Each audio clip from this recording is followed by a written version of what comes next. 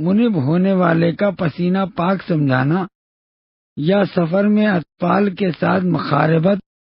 اور ریشم یا کوئی اور چیز اعلی تناسل پر لپیٹ کے محرم عورت سے مباشرت کا جواز، اسی قسم کے مسائل نے عوام کو گناہوں پر جری اور بے پرواہ کر دیا، لیکن شیعہ فقہا ان تمام باتوں کو حرام سمجھتے ہیں، ان کے ارتکاب سے بیزاری اختیار کرتے ہیں۔ یہ جھوٹے الزامات ہیں، محض افسانہ ہے۔ آپ کے پاس اپنی گفتگو پر دلیل ہے؟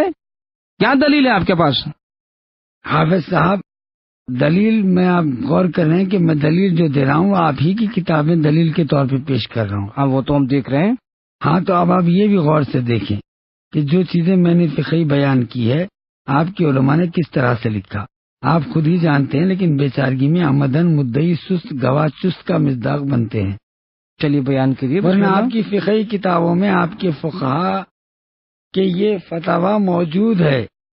وقت میں اتنی گنجائش نہیں کہ سب کو نقل کر سکتے، لیکن یہ اتنی واضح اور بدیہی چیز ہے، خود آپ کے اکابر علماء نے بھی اس کی تنقید کی ہے۔ نمونے کے لیے آخر تفسیر کشاف جلد سیم صفحہ 301 میں ضیاء اللہ زمخشری کا یہ قول آپ کے ملاحظے کے قابل ہے۔ عربی متن کو روکتے ہوئے ترجمہ پیش کیے دیتا ہوں کہ اگر مجھ سے میرا مذہب دریافت کرے تو میں اس کو ظاہر نہیں کروں گا،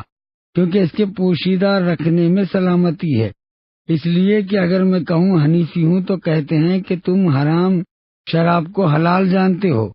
اگر کہوں مالکی ہوں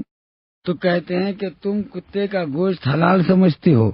اگر کہوں شافعی ہو تو کہتے ہو کہ تمہارے یہاں اپنی لڑکی سے نکاح جائز ہے حالانکہ لڑکی حرام ہے، اگر کہو حنبلی تو کہتے ہیں کہ تم حلولی اور مجسمہ مذہب کے ہو، اگر کہوں اہل حدیث ہوں تو کہتے ہیں کہ یہ بکرا ہے، کچھ جانتا بوجھتا نہیں ہے۔ مطلب یہ کہ یہ فقہائے مذہب اربعہ کے فتاوے ہیں، بلکہ مستثنا نمونہ زمانہ ہے، اور زمانے والوں سے مجھ کو تعجب ہے کہ کوئی شخص لوگوں کی زبان سے محفوظ نہیں ہے۔ میں کیا کروں کہ زمانے نے مجھ کو پیچھے ڈال دیا، کیونکہ میں جانتا ہوں اس گروہ کو آگے بڑھا دیا ہے جو نافہم ہے۔ جب میں نے دیکھا کہ جاہلوں نے ترقی کی تو میں نے یقین کر لیا کہ مجھ کو شمع کی طرح جلنا ہے اور زمانے کے لیے کامیابی ہے۔ ایک ایسا عالم جلیل القدر مفسر کہہ رہا ہے، مجھ کو مذہب اربعہ کے فاسد فتاوے اور غلط عقائد کی بنا پر شرم آتی ہے۔ اچھا تو اپنوں کو انہی میں سے ظاہر کر دوں۔ اس کے بعد بھی آپ حضرات امید کرتے ہیں کہ ہم ایسے عجیب و غریب مذہب کی پیروی اختیار کریں گے۔ اچھا آپ اس کو چھوڑ کر اصل مطلب پر آئیں۔ دوسری بات یہ کہ آپ کہہ رہے ہیں اس کے برخلاف اس قسم کے روایات و دو وجہوں سے شیعوں کے گڑے ہوئے نہیں تھے ہو سکتے۔ اول یہ کہ میں بار بار عرض کر چکا ہوں کہ شیعوں کی حدیثیں وضع کرنے کی ضرورت ہی نہیں۔ دوم یہ کہ خود آپ کے بڑے بڑے علماء کی اکثر معتبر کتابوں میں اس طرح کی روایت کثرت سے مروی ہے۔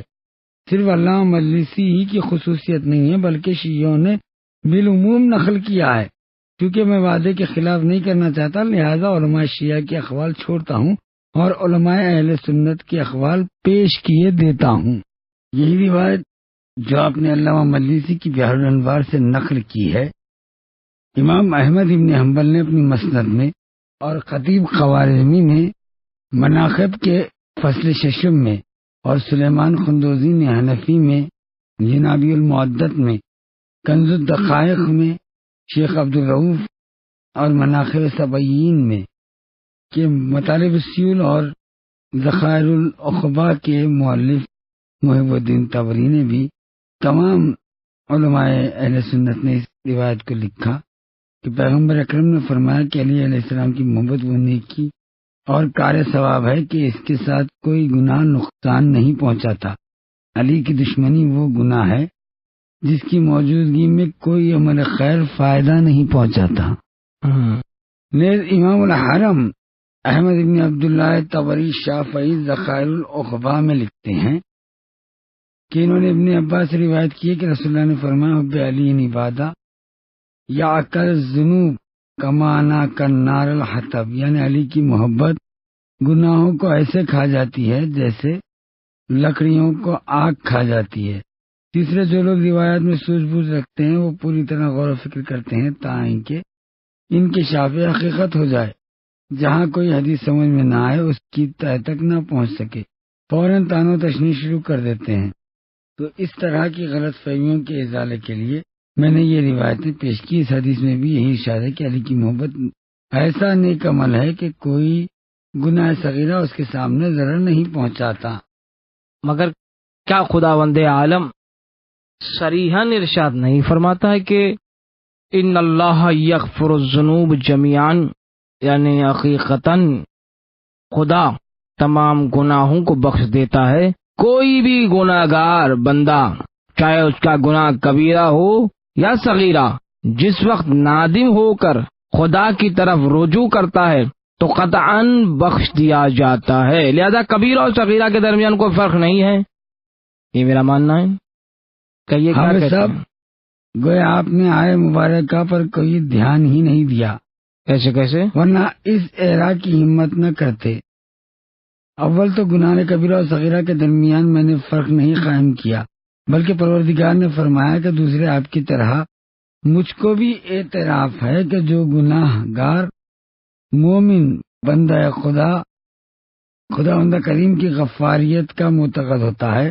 وہ جس وقت نادم ہو، اس کی طرف لو لگائے ہو، تو خدا غفار اس کو بخش دیتا ہے۔ لیکن اگر دنیا سے بغیر توبہ کے چلا جائے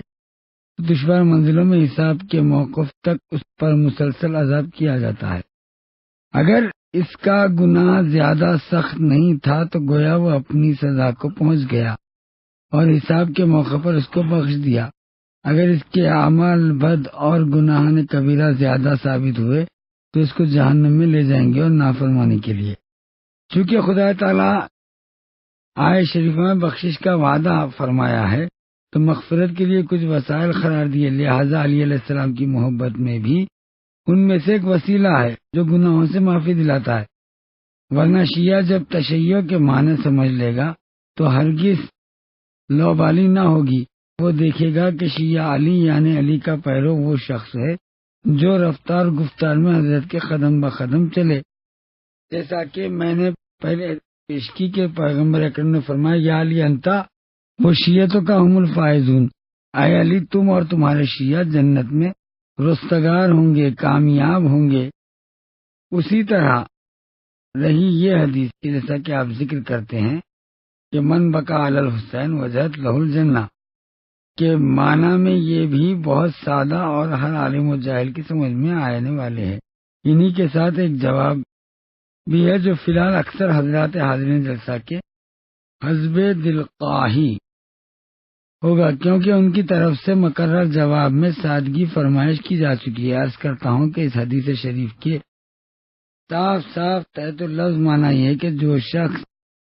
گریہ کرے حسین پر واجب ہوتی ہے اس کے لیے بہشت، جس کا الٹا مفہوم یہ ہوا کہ اگر ناقص گریہ کرے تو بہشت اس پر واجب نہیں ہوتی، بلکہ اس کو اس گریہ سے کوئی فائدہ ہی نہیں ہوگا۔ اور ناقص میں کیا فرق ہے؟ گریہ کس کے لیے تو نتیجہ بخش ہو، لیکن ناقص کے لیے بے سود ہو، کیا کہتے ہیں؟ اگرچہ کلمہ موصولہ میں کس اور ناقص کا سوال نہیں ہے، لیکن فارسی بمعنی کس اور ناقص آتا ہے۔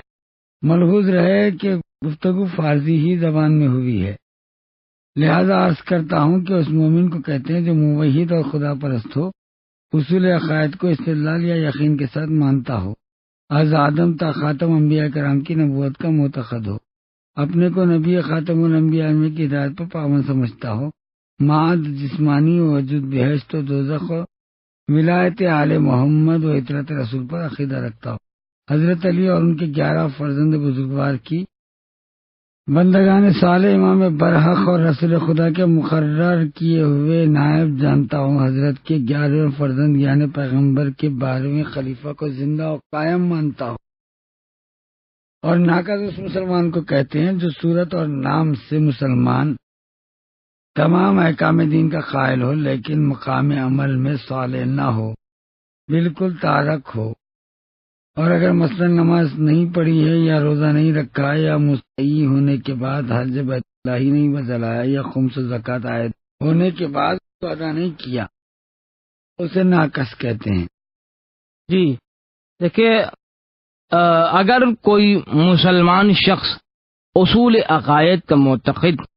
اور احکام شرعی پر عامل ہو تو خود ہی نجات یافتہ ہے، گریے سے اس کو کیا فائدہ ہوگا؟ ہاں آپ بتائیں تو صحیح، مجالس ادا کی تشکیل سے کیا نتیجہ مد نظر ہے کہ ہر سال ایسی مجلسوں پر زر کثیر صرف کیا جائے تاکہ مومنین گریا کریں؟ کیا کہتے ہیں آپ؟ حافظ صاحب، بڑی چیز ہے کہ مسلمان چاہے جتنا نیک عمل اور معیاری ہو، معصوم نہ ہوگا۔ آخر انسان ہے، جائز الخطا، لہذا اگر اس سے کچھ لغزشیں سزائے سرزد ہوئیں اور وہ غافل رہا ہے تو خدا تعالیٰ جو اپنے بندوں پر انتہائی مہربانی رکھتا ہے، اپنے فضل و کرم سے چند وسائل و اسباب کے ذریعے اس کو بخش دیتا ہے۔ کبھی علیہ السلام کی محبت کو وسیلہ قرار دیتا ہے، کبھی سید الشہداء اور خاندان رسالت کی مظلومیت پر رونا، حضرت و اہل بیت کی زیارت کے لیے ذریعے سے رحم و کرم فرماتا ہے، اس کے آنسوؤں کو آب توبہ قرار دے کر گناہوں کو دھو دیتا ہے۔ اگر مومن و عادل ہے اور کوئی صغیرہ و کبیرہ گناہوں سے سرگرم نہیں ہوا ہے تو علی و اہل بیت رسالت کی محبت اولاد حضرت کے مصائب پر ہوتا ہے تو جلیل القدر خاندان سے محرم محبت کی علامت ہے، اس کی رفعت و منزلت کا وسیلہ بنتا ہے۔ اور آپ نے جو یہ فرمایا کہ آل محمد کی عزاداری و مجالس کے انعقاد اور کثیر اخراجات سے کیا فائدہ، جی تو محترم حضرات، چونکہ آپ سے علیحدہ ہے لہذا ان مجالس کے جو اثرات و نتائج مرتب ہوتے ہیں ان سے بھی بے خبر رہتے ہیں۔ اول تو اپنی عادت اور اس مسلسل غلط پروپیگنڈے کے تحت یہ مجلسیں بدعت ہے، آپ حضرات ان میں شریک ہی نہیں ہوتے، یا اگر کبھی کس وجہ سے شرکت بھی ہو گئی تو بری نظر سے دیکھتے ہیں، دیکھنے کے بعد پوری توجہ سے غور نہیں کرتے۔ ان کے اثرات نظر آئیں گے اگر آپ حضرات اس طرح کی مجلسوں میں تشریف لے جائیں گے، انصاف و محبت کی نگاہ سے مطالعہ کریں تو تصدیق کریں گے کہ یہ مجالس آل محمد علیہ السلام کی بہت بڑی درسگاہ ہے، کیونکہ انہی حضرات کے نام پر ان کی تشکیل کی جاتی ہے، اور اس بزرگ خانوادے کی کوشش میں ہر طبقے کے مسلمان افراد یہاں تک کہ غیر مذاہب کے لوگ بھی حاضر ہوتے ہیں، جن کے سامنے ذاکر و واعظین، متکلمین، محدثین، ذی علم، مقررین، توحید، نبوت، معاد، پورے دن کے متعلق مذہبی حقائق، انفرادی و اجتماعی زندگی کے اصول بیان کرتے ہیں، ان کو اخلاقی ریلا اور بدعمالیوں کے مفاسد اور نقصانات سے آگاہ کرتے ہیں، دیگر مذاہب کے مقابلے میں مقدس دین اسلام کی حقانیت پر دلیلیں پیش کرتے ہیں، جس سے کافی بہتر نتائج برآمد ہوتے ہیں۔ کوئی سال ایسا نہیں گزرتا جب انہی مجالس اور دینی تبلیغات کی وجہ سے کچھ غیر افراد اسلام قبول نہ کرتے ہوں اور بکثرت گمراہ اشخاص ان تبلیغی بیانات سے متاثر ہو کے اپنے گزشتہ اعمال سے توبہ کر کے صحیح راستے پر نہ آ جاتے ہوں۔ ہر سال ان اجتماعات اور مجالس میں عزم شرکت کے سبب سے آیات و احادیث کے ذریعے واعظ و تبلیغ کے اثر سے بہتر لاوالی اور برکتدار لوگ توبہ کر کے بہترین پرہیزگار اور نیک بخت بن جاتے ہیں۔ یہ ہے رسول خدا کے ارشاد کا ایک رخ جس کو علماء فریقین نے نقل کیا، حسین منی و انا من الحسین، حسین مجھ سے ہے اور میں حسین سے ہوں، جی، یعنی میرا دین حسین کے ذریعے زندہ ہوگا، جنہوں نے اپنے زمانے حیات میں ایسی جاں بازی دکھائی کہ مظلومیت کی طاقت سے بنی امیہ کے ظلم کو جڑ سے اکھاڑ کے پھینک دیا۔ اس کے لیے وہ دین کی جڑ کو کھو دینا چاہتے، اور اب 1000 سال سے زیادہ ہو گئے ان بزرگوار کے نام سے خفیہ اور ظاہری طور پر شاندار مجلسیں منعقد ہوتی ہے، جن میں لوگ حاضر ہو کر مبلغین اور ذاکرین کے ذریعے دینی حقائق سے واقفیت حاصل کرتے ہیں، صراط مستقیم پر گامزن ہوتے ہیں۔ یہ ہے مجالس اعضاء کے اثرات و نتائج۔ مختصر نمونہ جو آل محمد علیہ السلام کی درسگاہ ہے کہی جا سکتی ہے۔ مزید وضاحت کے لیے یہ بھی عرض کر دوں کہ حقیقتاً علی علیہ السلام کے دوست اور شیعہ حسین ابن علی کے ظاہر اور عزادار حضرت کے سچے غلام اور چاہنے والے نہ واجبات کو ترک کرتے ہیں، نہ گناہ کبیرہ کے مرتکب ہوتے ہیں، کیونکہ وہ جانتے ہیں کہ اگر ان کو بتایا جاتا کہ حضرت امام حسین علیہ السلام شہید راہ ہے، آپ نے شعائر دین کی ترویج کے لیے شربت شہادت نوش فرمایا، جیسا کہ زیارت وارثہ دیگر زیارت میں وارد ہوا ہے۔ اشہد انک قد اقمت الصلاۃ وآتیت الزکوٰۃ وامرت بالمعروف ونہیت عن المنکر اطاعت اللہ ورسولہ حتی اتاک الیقین، یعنی میں گواہی دیتا ہوں کہ آپ نے ابو عبداللہ در حقیقت نماز کو قائم کیا، زکوٰۃ کی، امر بالمعروف اور نہی عن المنکر، بلکہ فرمایا زندگی کی آخری سانسوں تک خدا و رسول کی اطاعت کی۔ فریقین کی معتبر روایتوں میں ام المؤمنین عائشہ، جابر ابن عبداللہ انصاری اور انس وغیرہ سے منقول ہے کہ پیغمبر نے فرمایا کہ من زاد الحسین بکربلا آرنن بحقا وجبت لہ الجنہ، یعنی جو شخص کربلا میں حسین کی زیارت کرے در حالی کہ ان کے حق کو پہچانا، اس پر بہشت واجب ہوتی ہے۔ نیز ارشاد فرمایا کہ من بقا علی الحسین عارفن بحقا وجبت الجنہ، یعنی جو شخص حسین پر ان کا حق پہچانتے ہوئے روئے، اس پر جنت واجب ہے۔ جس طرح سے واجب اور مستحب عبادت معرفت خدا کی پرو ہیں، اگر کما کا خدا کی معرفت نہیں ہے تو قصہ قربت پیدا نہیں ہوتا، لہذا ان کی عبادت چاہے جس قدر کامل ہو بیکار اور بات۔ گویا زیارت بھی پیغمبر اور امام کی معرفت کی پرا ہے، یعنی چاہیے کہ ان بزرگواروں کو فرزند رسول امام برحق رسول اللہ کے تیسرے جانشین سمجھے، جو حق پر قائم رہے اور حق ہی کے لیے قتل ہوئے، اور یزید سے آپ کی مخالفت اس بنا پر تھی کہ وہ احکام دین کو پامال کر کے واجبات کا تارک اور محرمات پر عامل تھا، بد اخلاقیوں کو رواج دے رہا تھا۔ ایسا ڈراؤنا، ایسا ظاہر اور عزادار اپنے مولا کے طور طریقے کے خلاف ہرگز عمل نہیں کرتا۔ نواب من جی قبلہ صاحب، اگرچہ ہمارا اعتقاد ہے کہ حسین رضی اللہ عنہ شہید حق پر تھے، جو اب حق کے لیے امال بنی امیہ کے ہاتھوں ناحق قتل کیے گئے، لیکن ہم لوگوں میں ایک گروہ اور ہے، بالخصوص وہ نوجوان افراد جو جدید مدرسوں اور اسکولوں میں تعلیم حاصل کرتے ہیں،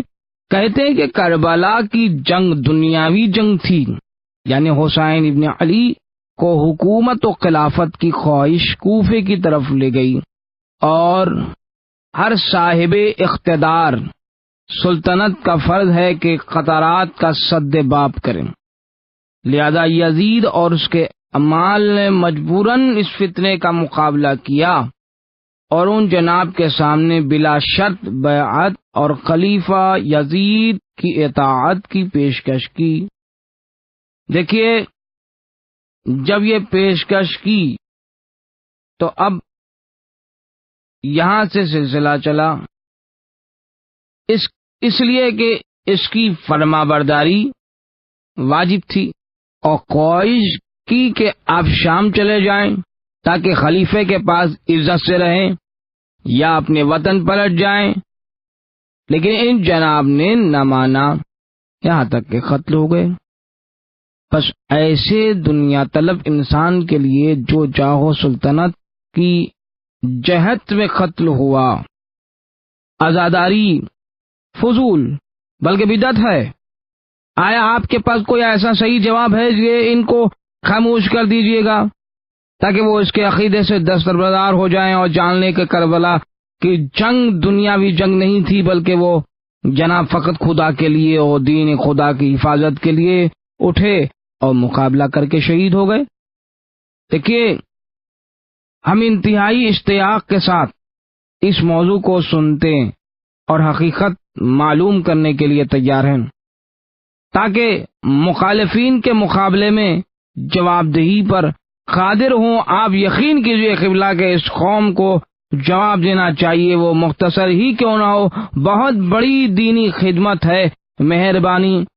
فرما کر آپ ارشاد فرمائیے اور اپنے مذہب کے متعلق اس سوال کا جواب عنایت فرمائیں۔ نواب صاحب، میں نے پہلے ہی عرض کیا کہ ہر نیک و بد عمل معرفت کی بنیاد پر ہے۔ جی بے شک ہے۔ معتذرین کو چاہیے کہ پہلے اپنے خدا کو پہچانے، اس کے بعد آسمانی کتاب قرآن کی تصدیق کرے۔ خدائے بزرگوں برتر کی طرف سے خاتم الانبیاء پر نازل ہوئی، اور تصدیق کا لازمہ یہ ہے کہ جو کچھ اس کتاب میں ہے اس کو بہتر اور قابل قبول سمجھا جائے۔ البتہ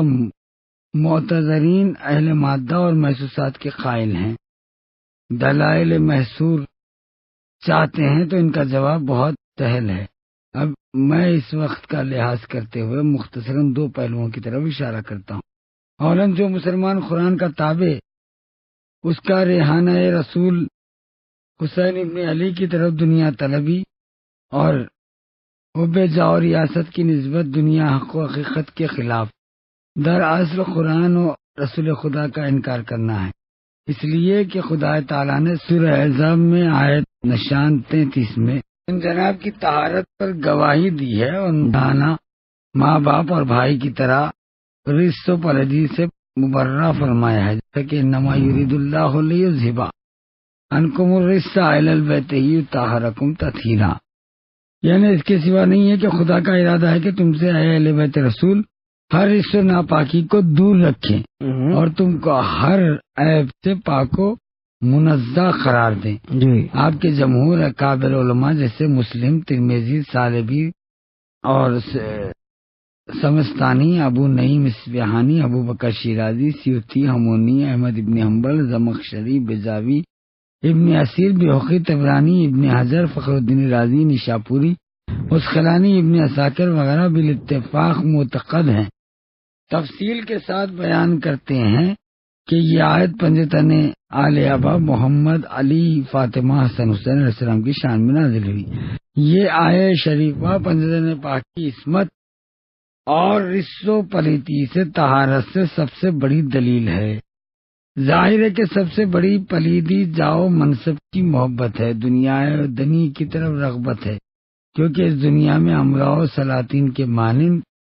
نفسانی خواہش کی بنا پر دنیاوی ریاست و حکومت حاصل کرنے کی مذمت میں رسول خدا ائمہ طاہرین سے کافی حدیث مروی ہیں، یہاں تک کہ پیغمبر کا ارشاد ہے حب الدنیا راس کا قطعیہ، یعنی دنیا کی محبت رغبت ہر بدی کی سزا ہے۔ پس قطعاً ابو عبداللہ حسین دنیاوی جاہ و ریاست کے مطالب نہیں تھے، اور ایسی فانی حکومت کے لیے جاں بازی کی تھی کہ اپنے اہل بیت کی اسیری گوارا کی تھی۔ اگر کوئی شخص اس حقیقت کو سمجھتے ہوئے ان حضرات کو دنیا طلب کہے تو وہ یقیناً قرآن مجید کا منکر ہے۔ رہا دوسرا فرقہ جس میں وہ لوگ جو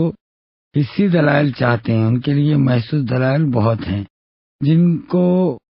اس تنگ وقت میں مکمل طور پر پیش کیا نہیں جا سکتا۔ البتہ نمونتاً چند چیزوں کی طرف اشارہ کرتا ہوں۔ اول، یزید پرید کے مقابلے میں حضرت عبداللہ حسین علیہ السلام کا قیام اگر جاہ طلبی اور حکومت کے شوق میں ہوتا تو رسول اللہ صلی اللہ علیہ وسلم ان حضرت کی نصرت کا حکم نہ دیتے، کیونکہ آپ کے سلسلوں میں اس بارے میں بکثرت روایتیں مروی ہیں، جن سے صرف ایک پر اکتفا کرتا ہوں۔ شیخ سلیمان بلخی حنفی نابل مدت باب 60 میں، تاریخ بخاری و بغوی و ابن سکین و ذخائر العقبہ امام الحنم شافعی سے سیرت ملا وغیرہ سے روایت ہے۔ انس ابن حارث ابن ربیع نقل کرتے ہیں کہ رسول اللہ سے سنا کہ حضرت نے فرمایا کہ بتحقیق میرا یہ حسین زمین کربلا پر قتل کیا جائے گا، پس تم میں سے جو شخص اس وقت موجود ہو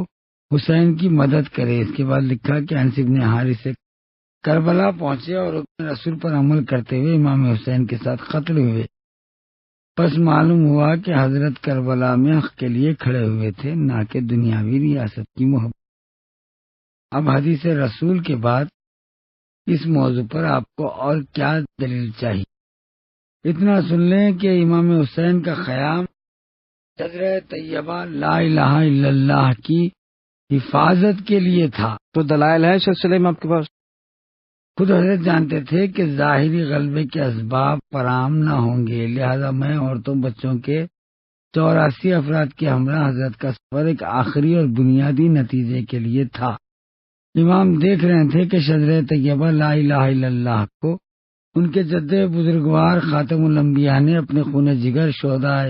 بدر و احد و حنین کے لہو سے سینچا تھا، حضرت علی علیہ السلام جیسے باغباں کے سپرد کیا تھا۔ اس کی نگہداشت کریں، لیکن اس ماہر فن واقف کار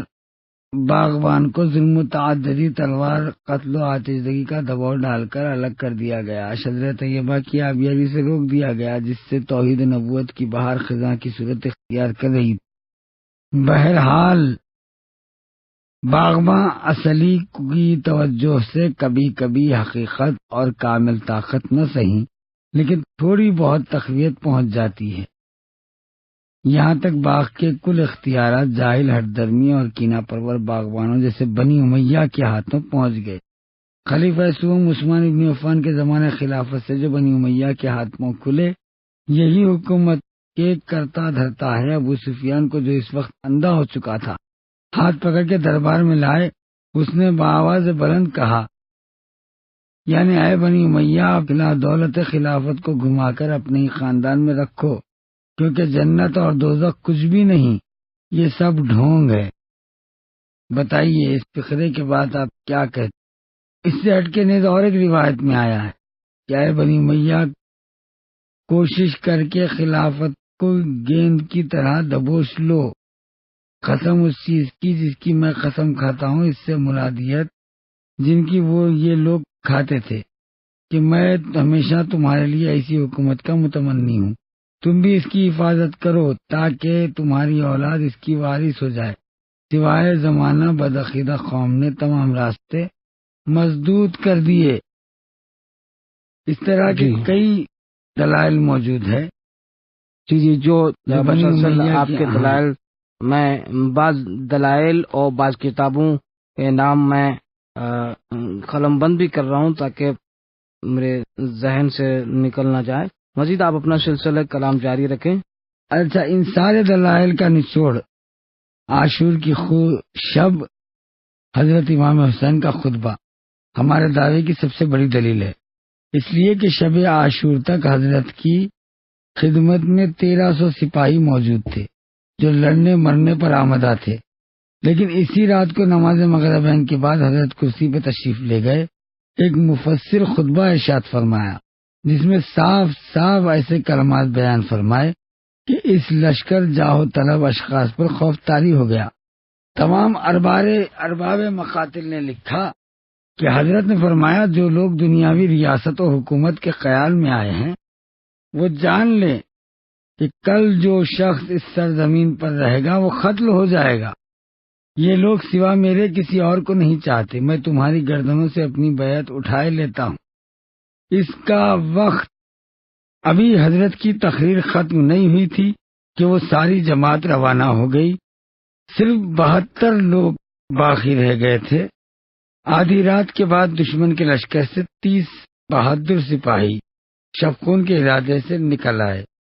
لیکن جب حضرت کی تلاوت قرآن کی آواز سنی، توجہ کے عالم میں آ کر امام کی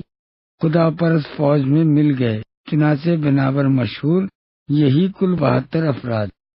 جی یہ ایک روایت ہے، اسی طرح 72 کی ایک اور روایت۔ یہ سب واضح ایسے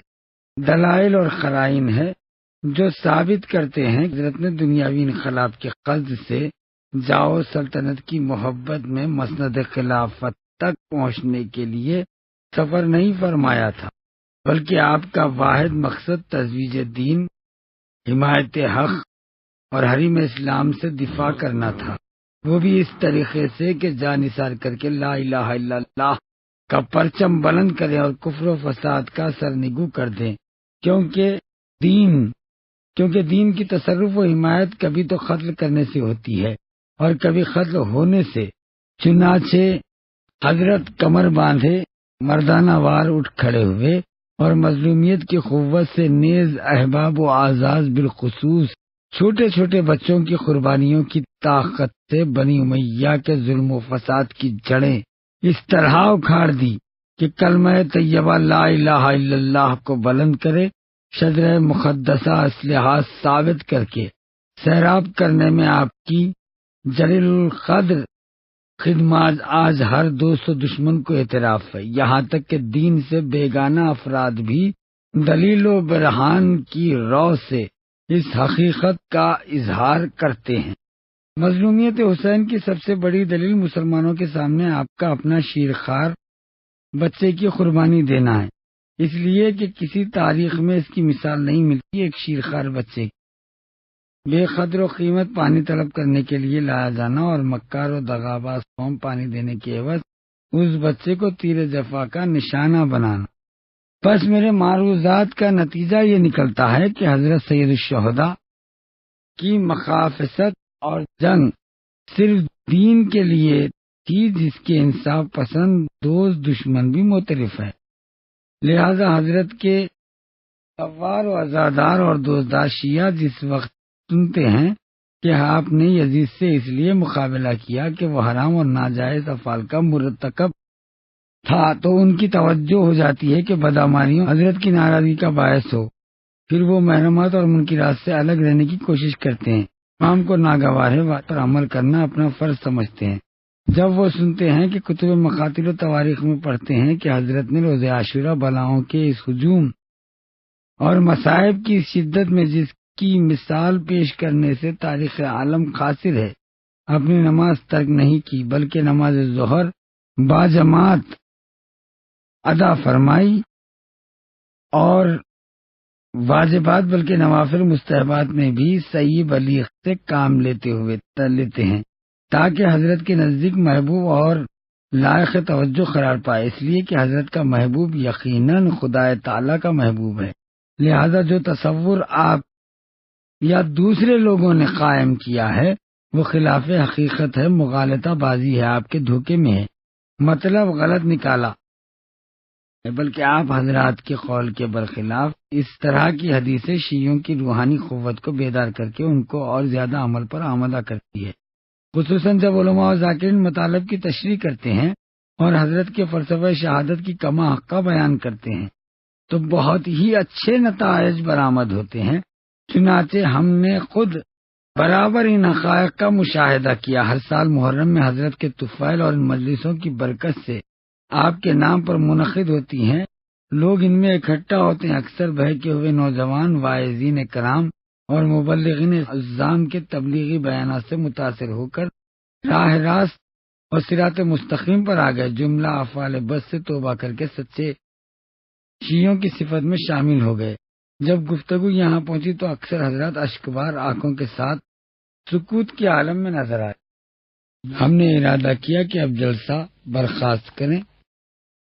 دیکھیے قبلہ صاحب، باوجود کہ وقت کافی گزرا لیکن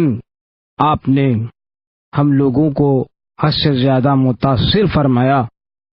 اللہ تعالی آپ کو جزائے کثیر عطا فرمائے اور اس بزرگ و فداکار شخصیت کو جو ریحانہ رسول اللہ صلی اللہ علیہ وسلم تھی، اپنے اس مختصر بیان سے بخوبی پہچانوا کر ہم سب کو ممنون کیا۔ آپ کے جد رسول خدا صلی اللہ علیہ وسلم آپ کو اس کا صلہ عنایت فرمائے۔ میں نہیں سمجھتا کہ آج کی شب اس جلسے میں کوئی ایسا شخص ہو جس پر جناب کا اثر نہ پڑا ہو، ان کا علمی اثر، ان کا حکمتی اثر، ان کی معرفت کا اثر۔ خدا آپ سے راضی رہے اور اپنا لطف و کرم آپ کے شامل حال رکھے، ہم کو اس طرح مستفیض فرمایا۔ در حقیقت بڑے افسوس کا مقام ہے کہ ہم اب تک لوگوں کی باتوں میں آ کر ان کی اندھی تقلید کرتے رہے اور ان مظلوم آقا کی زیارت اور مجالس اعزا کی شرکت سے فیوز و برکات سے محروم رہے۔ یہ محض اس غلط پروپیگنڈے کا اثر تھا جو وہ تعصب کی بنا پر ہمارے درمیان کرتے رہے اور کہتے رہے کہ زیارت حسین اور مجالس اعزا میں جانا بدعت ہے۔ واقعی کیا اچھی بدعت ہے جو انسان کو بیدار اور صاحب معرفت بناتی ہے، اور اہل بیت رسول اللہ صلی اللہ علیہ وآلہ وسلم اور خدمت گزاران دین اور شریعت کی حقیقت سے روشناس کرتی ہے. یہ کتنی پیاری حقیقت ہے. دیکھیں آپ کیا کہیں گے. آپ نواب صاحب، یہ جو آپ نے اہل بیت عطرت رسول کی عزاداری اور ان کی زیارت قبور کے متعلق بدعت کا جملہ فرمایا، تو اس کا سرچشمہ قطعی طور پر نواصب و خوارج کے مقابل میں ہے. علماء اہل سنت نے بھی بغیر اس پر غور کیے کہ بدعت وہ چیز ہے جس کے بارے میں خدا و رسول یا اہل بیت رسول کی جانب سے جو عدیل قرآن ہیں کوئی ہدایت نہ ملی، بربنائے عادت ان کو پیروی کی ہے. حالانکہ امام حسین کے لیے رونے اور ان کی زیارت کے بارے میں علامہ اس کے شیعوں کی معتبر کتابوں میں تواتر کے ساتھ وارد ہوا ہے. خود آپ کی معتبر کتب اور مخاطل میں بھی بڑے بڑے علماء نے کافی روایتیں نقل کی ہے، جن میں سے بعض کی طرف اس سے قبل اشارہ کر چکا ہوں. اس وقت تنگی وقت کے لحاظ سے زیارت کے متعلق ایک مشہور روایت پیش کرنے پر اکتفا کرتا ہوں جو تمام مخاطل اور حدیث کی کتابوں میں درج ہے. ایک روز رسول خدا ام المومنین عائشہ کے حجرے میں تشریف رکھتے تھے. حسین ابن علی حاضر ہوئے. پیغمبر نے ان کو اپنی آغوش محبت میں لیا، کثرت سے بوسے دیے اور سونگھا. عائشہ نے عرض کیا کہ میرے ماں باپ آپ پہ قربان ہوں، آپ حسین کو کس قدر چاہتے ہیں؟ حضرت نے فرمایا کیا تم نہیں جانتی کہ یہ میرا پارہ جگر، میرا پھول ہے؟ اس کے بعد حضرت رونے لگے. عائشہ نے گریا کا سبب پوچھا تو فرمایا کہ میں تلواروں اور نیزوں کے مقامات چومتا ہوں جو بنی امیہ میرے حسین پر لگائیں گے. عائشہ نے عرض کیا کیا ان کو قتل کریں گے؟ فرمایا ہاں، ان کو بھوکا پیاسا شہید کریں گے. ان لوگوں کو ہرگز میری شفاعت نصیب نہ ہوگی، خوشحال اس شخص کا جو بعد شہادت ان کی زیارت کرے. عائشہ نے عرض کیا یا رسول اللہ، ان کے ظاہر کو کیا ثواب ملے گا؟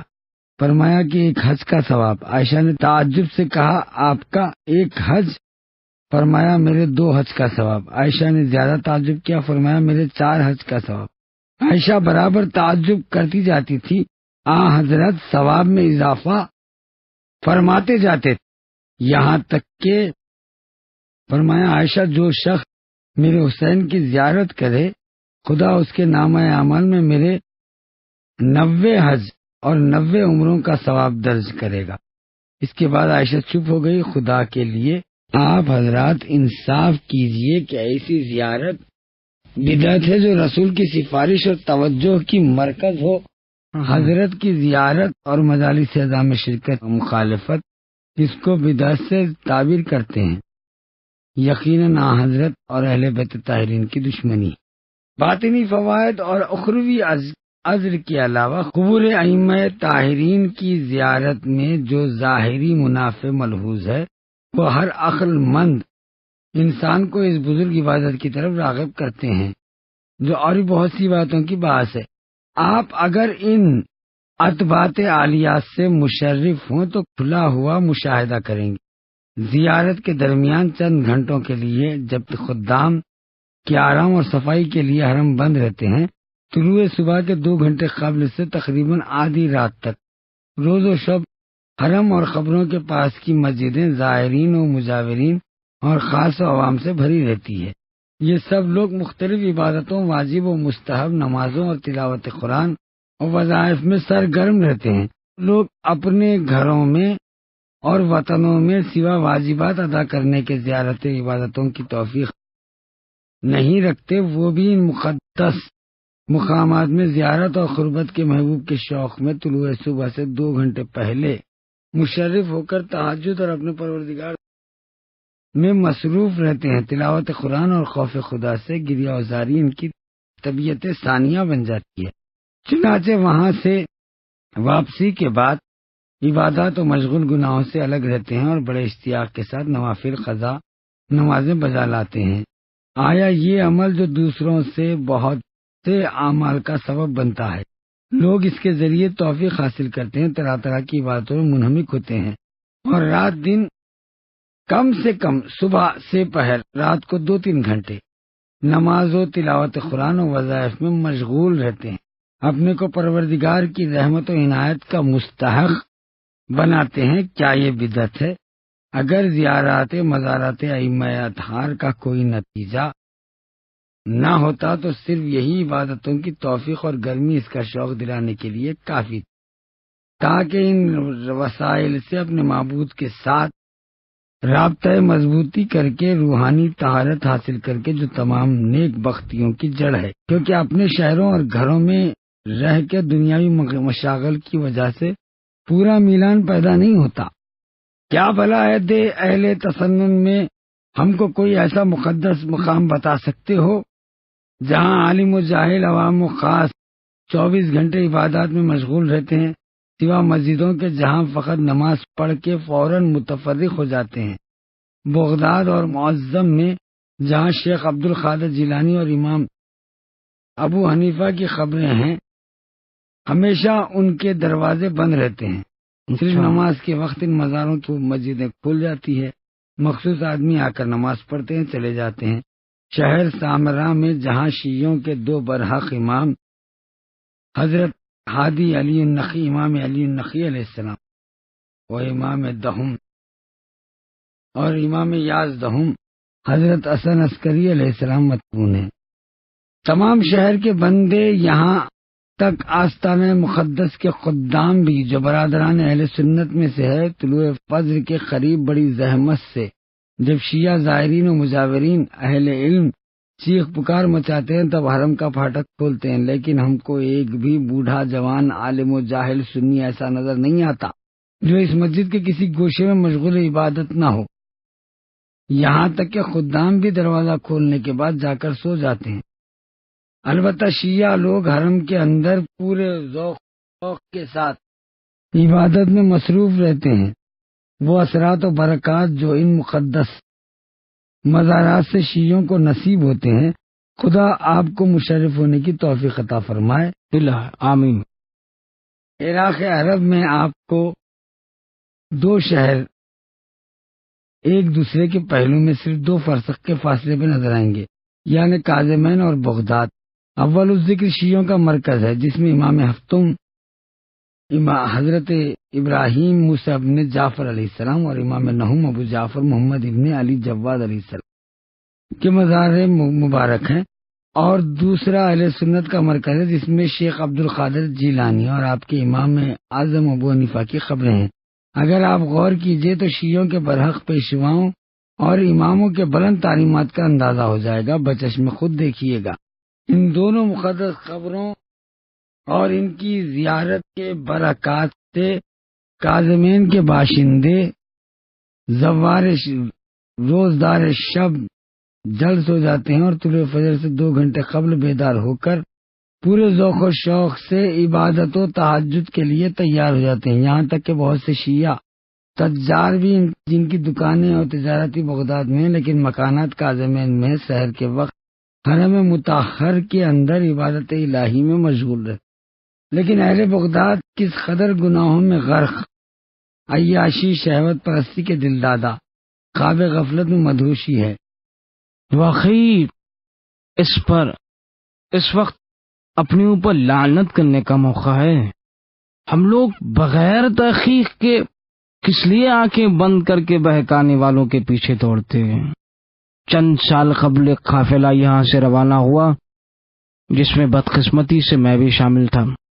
ہم لوگ امام اعظم ابو حنیفہ اور جناب عبد القادر رضی اللہ عنہ کی زیارت کے لیے بغداد گئے، لیکن ایک روز میں گھومنے کے لیے کاظمین چلا گیا۔ جب واپس ہوا تو میرے رفیقوں نے مجھ کو کچھ سخت اور دست کہا۔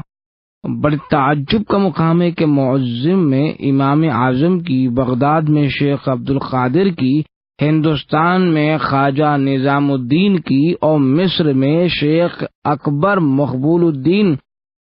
کی زیارتیں تو جائز ہے اور موجب ثواب تو ہوں، جن کے لیے ہر سال ہم لوگوں میں سے کافی اشخاص جاتے رہتے ہیں، حالانکہ ان کے بارے میں رسول اللہ سے قطعاً کو روایت بھی مروی نہیں ہے، لیکن راہ خدا کے فداکار مجاہد اور ریحانہ رسول اللہ صلی اللہ علیہ وسلم کی زیارت جس کے لیے پیغمبر صلی اللہ علیہ وسلم نے